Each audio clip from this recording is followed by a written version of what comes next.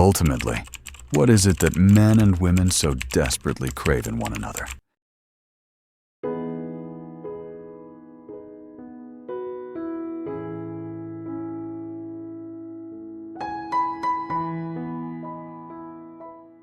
The world has been lying to you about love, and you've believed every word.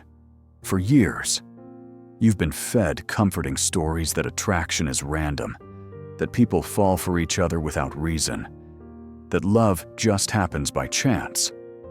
But here's the painful truth. Most of what you believe about dating and relationships is built on illusions. And those illusions are the reason so many men and women struggle, fight, and fail to find lasting connection. Think about it. How many times have you been left wondering why someone lost interest overnight? Why did your partner pull away without warning? Or why jealousy, insecurity, and arguments appear out of nowhere just when things seemed perfect? It feels unfair, almost cruel. And the worst part, no one ever teaches you the hidden rules that shape all of it. That's where this video comes in, because what you're about to hear isn't random advice. It isn't recycled TikTok gossip or shallow motivational fluff. What you're about to hear is rooted in decades of real research, across cultures, across generations, and across thousands of people. These are truths about human psychology, about desire, about fear, about bonding that will completely change the way you see men, women, and relationships. If you stay with me until the end, you'll never look at love the same way again. And you'll finally understand the invisible forces that are pulling the strings every time you feel attraction, passion, or heartbreak. Back in 1989, a psychologist named David Buss decided to ask a simple but world-shaking question. What do men and women actually want in a partner? It sounds basic, almost obvious, but no one had ever tested it on a massive scale before. Most people assumed preferences were shaped by culture, by movies, by fashion, or by whatever trends were popular in their country at the time. Buss wanted to know if that was true, or if something deeper, something universal, was hiding beneath it all. So he launched one of the largest studies in the history of psychology. More than 10,000 participants, 37 different cultures. From the crowded streets of New York to villages in Africa, from the neon lights of Tokyo to small, dusty towns in India. Buss crossed borders, languages, religions, and traditions. And what he uncovered shocked the scientific community. Despite all the differences in wealth, education, and social norms, the patterns were almost identical everywhere he looked. Women, when thinking about long-term partners, placed security above all else. Not just money in the bank, but ambition, drive, and social influence. They wanted a man who could provide stability, protect a household, and carry her and their future children through uncertain times. Charm was nice, excitement was fun. But when it came to commitment, reliability and status mattered more. Men, on the other hand, were wired differently. Across continents and cultures, they consistently valued youth, beauty, and signs of fertility, smooth skin, bright eyes, energy, vitality. These were the signals that, for thousands of years, meant a higher chance of healthy offspring. It didn't matter if a woman was rich, powerful, or socially connected. The biological pull toward physical health and reproductive potential was stronger. Now here's the part most people don't want to hear. These patterns weren't created by Instagram, Hollywood, or modern dating apps. They existed long before technology, long before global media. They are not simply cultural trends. They are written into us by evolution. Think about that. What you desire and what others desire in you might feel personal, but much of it comes from survival strategies encoded in our DNA. This doesn't mean that personality, humor, or kindness don't matter. Of course they do. But underneath the surface, the first filters have always been security for women and fertility for men. And no matter how modern society becomes, those instincts still shape attraction today. That's why a man who seems ambitious and reliable can feel irresistible, and why a woman who radiates health and youthfulness can draw attention across any culture. But here's where it gets even more fascinating. Knowing what people look for is only half the story.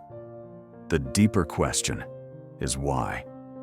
Why do we feel these pulls so strongly? Why do they trigger emotions we can't explain? The answers lie in hidden psychological forces, emotional triggers that work beneath our awareness, guiding attraction, jealousy, and bonding. And once you see them, you'll realize that love has never been random. It has always followed rules written long before we were born. If mate preferences explain what we look for, jealousy reveals why we fight so hard to keep it. Few emotions cut as deep or trigger as much chaos as jealousy. It feels irrational, embarrassing, even ugly at times. Yet in 1992, David Buss and his team discovered that jealousy isn't random at all. It's not weakness, it's a survival mechanism. They asked men and women a brutal question. What would hurt more, your partner sleeping with someone else, or your partner falling in love with someone else? At first, people laughed nervously. How could you even choose? Both feel like betrayal. Both feel devastating. But when thousands of participants across the world answered, a striking pattern emerged. For men, sexual betrayal cut the deepest. The thought of their partner's body with another man triggered visceral pain. And it wasn't just about pride or ego. Deep in their biology lurked an ancient fear. What if I end up raising a child that isn't mine? Every culture in history faced the same problem. Paternity, uncertainty, and evolution hardwired men to react fiercely to the possibility of sexual infidelity. That panic, that uncontrollable rage, was never random. It was a survival alarm designed to protect their genetic legacy. For women, the results were reversed. Physical betrayal hurt, yes, but emotional betrayal was worse. The thought of their partner falling in love with another woman, investing his energy, his resources, his protection somewhere else that was unbearable. For millions of years, a woman's survival and her child's survival depended on secure bonds. If love and commitment shifted to another, her future was threatened. Emotional infidelity wasn't just hurt feelings. It was a primal danger signal. What makes this even more fascinating is how universal it is. Researchers repeated the question across cultures: São Paulo, Kyoto, Lagos, rural India. No matter the religion, language, or social norms, the pattern was the same. Men were haunted by sexual betrayal. Women by emotional betrayal. Two sides of the same coin, etched into human psychology by evolution itself. Now think about what this means. Every argument about loyalty, every pang of suspicion, every late-night fight that seems irrational on the surface, none of it is random. It's an echo of survival strategies carried in our DNA. Jealousy isn't weakness. It isn't drama. It's biology whispering that something vital is at risk. And here's the twist. Once you understand this, jealousy stops being a mystery. You see it for what it is, a built-in alarm system, ancient but powerful, guiding how we act in love, trust, and heartbreak.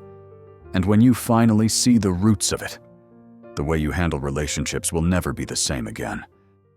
If jealousy shows us the alarms built into human nature, the next discovery reveals how subtle biology can shape attraction without us even noticing. In the early 2000s, psychologists made a claim that set off shockwaves. They argued that women's desires weren't fixed. Instead, they shifted depending on a hidden biological clock ovulation. According to the early studies, during the fertile window, women unconsciously tilted toward dominant, masculine men. Strong jawlines, broad shoulders, symmetrical features. Men who looked powerful, confident, almost untouchable. It was presented as if a secret biological switch flipped inside women's minds every month, pulling them toward men who carried the most obvious genetic markers. For men, this idea was terrifying. It sparked a quiet panic. They asked themselves, am I only attractive when her hormones allow it? Could I lose her attention to someone more alpha just because of biology? The suggestion was unsettling. It made love feel fragile, like desire wasn't about connection at all, but just chemistry running the show. But as research moved forward, the story became far more complicated and, in many ways, more human. Between 2014 and 2016, larger follow-up studies tested the so-called ovulation effect again. And this time, the results looked very different. Yes, there were slight shifts. Some women showed a tiny preference for masculine features during fertile days. But these shifts were subtle, almost invisible in everyday life. When researchers studied hundreds of women across the UK, and Germany, they found that the men who consistently held women's attention weren't necessarily the ones with perfect faces or sculpted jawlines. They were the ones who carried themselves with confidence, the ones who radiated presence, intelligence, and emotional depth. Biology might whisper, but personality and connection spoke louder. This flips the old fear on its head. Women are not puppets, pulled by hormones. Biology exists. Yes, but it doesn't rule. What makes someone truly irresistible isn't a temporary spike in testosterone signals or a fleeting phase of attraction. It's how a man shows up in the world, how he makes her feel seen, safe, and drawn in.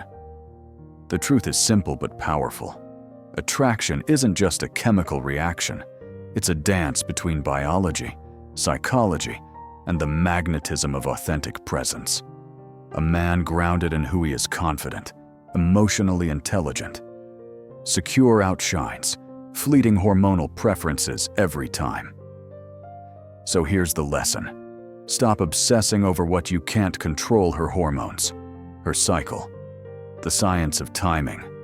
Focus instead on what lasts. Presence, personality, authenticity.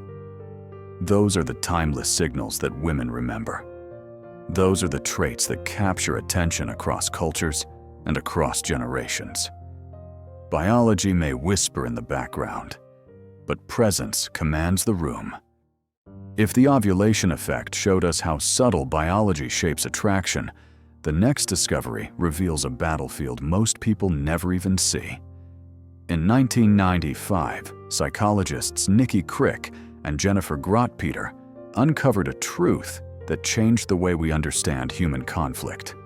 While boys often fought with fists, shouts, and open confrontation, girls developed an entirely different weapon, one quieter, sharper, and often more devastating.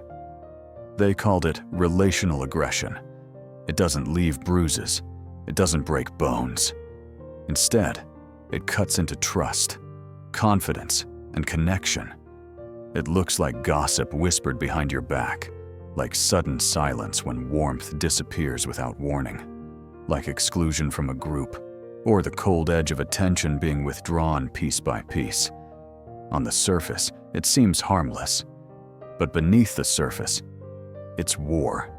Extensive research in schools across the And Canada confirmed the pattern. From playground cliques to high school circles, girls wielded social manipulation as skillfully as boys used physical strength. And here's the part many people miss: it doesn't stop when adolescence ends. Relational aggression follows into adulthood. It evolves. It shows up in romantic relationships, in workplaces, in friendships, in adult life. It becomes even harder to spot. A partner who suddenly withholds affection, leaving you confused and insecure. Subtle rumors that eat away at your reputation without a single direct confrontation.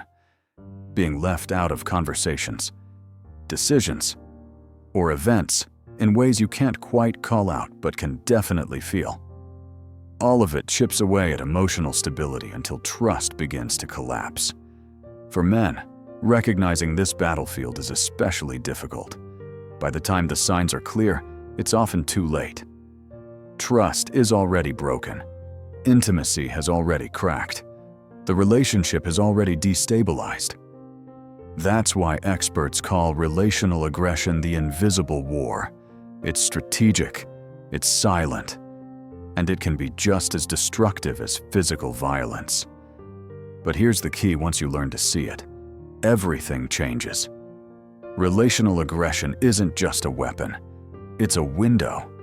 It reveals how emotions, social hierarchies, and unspoken expectations drive behavior. If you can spot the cold shoulder, the calculated silence, or the whispered manipulation, you gain an edge most people never have. Awareness is power. It lets you navigate relationships with clarity instead of confusion. It allows you to respond with intelligence instead of reacting blindly. This isn't about paranoia or mistrust. It's about seeing the hidden dynamics for what they are and choosing your actions wisely. Because in a world where silent aggression runs deep, the man who can recognize it, interpret it, and stand strong against it holds an advantage that few ever realize exists. Relational aggression leaves no scars on the skin, but it leaves scars on the heart. And once you understand it, you'll never look at relationships the same way again. If relational aggression reveals the hidden battles that damage trust, oxytocin shows us the invisible glue that holds relationships together. Scientists often call it the love hormone. But that nickname is far too simple for what it truly does. Oxytocin is one of the most powerful chemicals in the human body. It surges in moments of intimacy, trust, and vulnerability. Every hug, every shared secret, every deep gaze across a room releases it.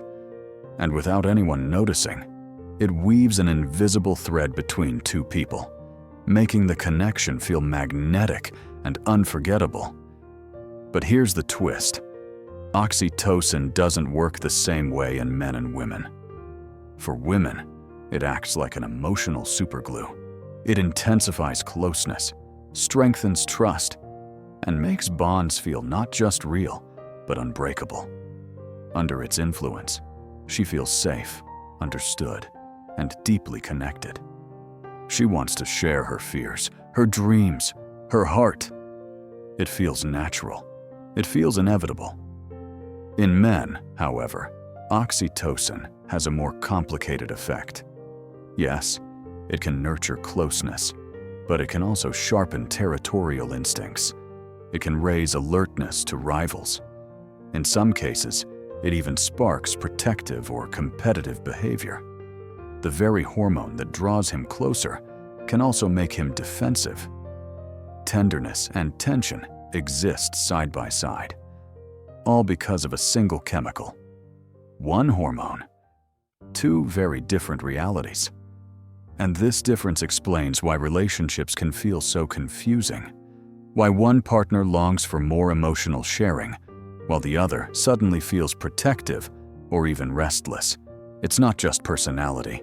It's biology shaping experience in ways most people never realize. But here's the most important insight. Love is never just chemistry. It's not a single hormone pulling the strings. It's biology, psychology, and culture layered together. The rush you feel when someone touches your hand, the jealousy that flares without warning, the comfort that makes you stay, it's all part of an invisible architecture built from forces far bigger than you can see.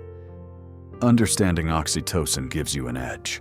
It explains why women often feel more bonded after moments of closeness than men do. It explains why a man's affection can sometimes mix with competitiveness or protectiveness.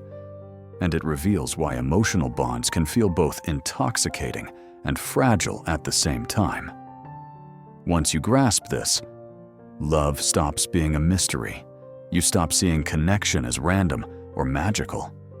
You start seeing it as a complex dance between biology, psychology, and social context. And when you understand the rules of that dance, you move through relationships with awareness instead of confusion.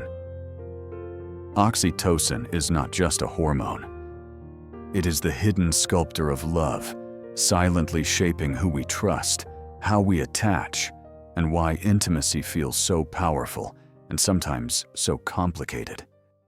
If oxytocin shows us the chemistry behind love, culture shows us the script that gives it meaning.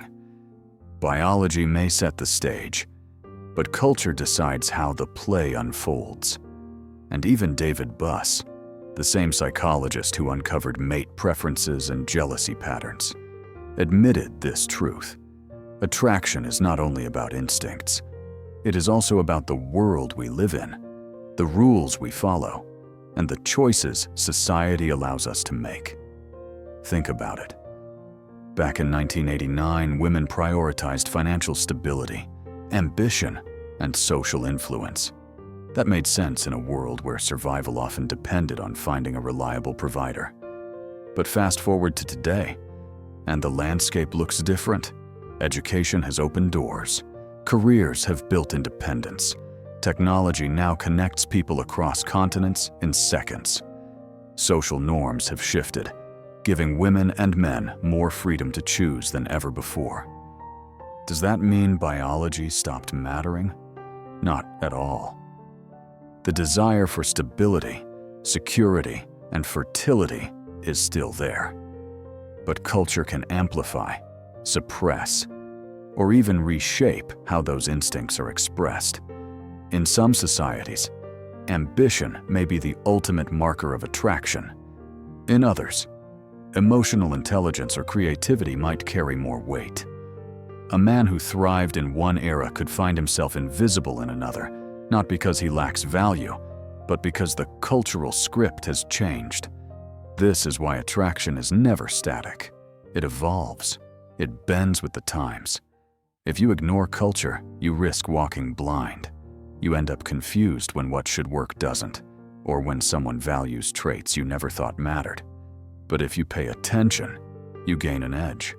You see the subtle cues, the shifting expectations, the whispers of preference shaped by media, education, and global connection. And with that awareness, you move through relationships with clarity while others stumble in the dark. Culture doesn't just influence desire. Sometimes it rewrites it. Sometimes it contradicts biology itself. And in that tension in the space between instinct and social expectation lies the real beauty and mystery of human attraction. To navigate it well, you must adapt. You must observe. You must understand the world around you, not just the drives inside you.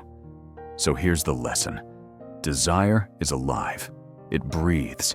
It shifts. It evolves with every generation.